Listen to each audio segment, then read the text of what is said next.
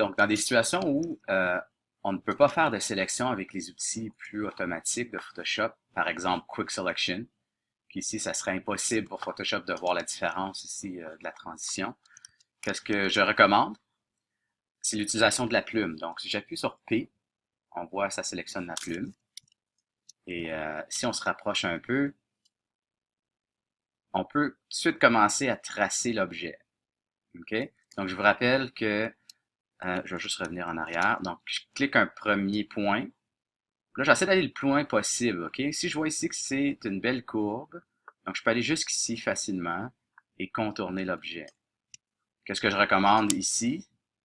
À cause que je ne sais pas exactement c'est quoi la courbe si je ne le vois pas, c'est de rajouter une layer ici, curve. Et dans la curve, je peux vraiment l'exagérer. Okay?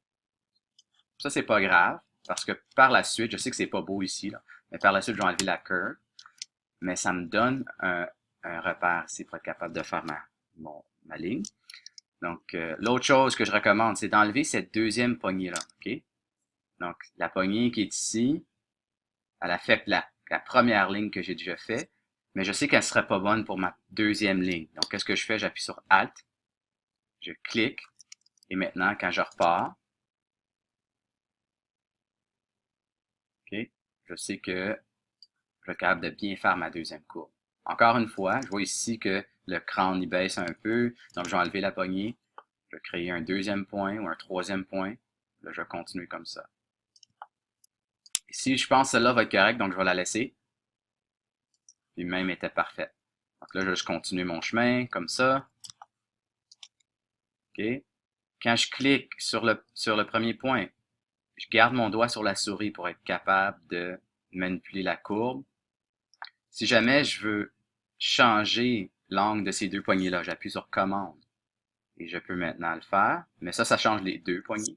Si je veux juste en changer une, j'appuie sur commande Alt. Et maintenant, seulement cette poignée-là va bouger. OK? Donc ça, c'est super. Je clique Alt, je continue ma sélection, j'arrive ici, je continue. Évidemment, à chaque fois qu'il y a un changement de direction, c'est là qu'on veut surtout enlever la poignée. OK? Donc là, c'est clair que je ne peux pas garder la poignée qui était là. Encore une fois, je me rapproche un peu. Donc, évidemment, avec le temps, on prend un peu de vitesse. Quand je clique, je fais ma ligne, je clique, j'enlève la poignée, je continue comme ça. OK? Donc ça, c'est un petit truc pour faire une sélection. Je ne vais pas la compléter, mais évidemment, quand on a terminé, on enlève la courbe et je me retrouve à avoir une belle sélection, même à des endroits où Photoshop n'aurait pas pu le faire.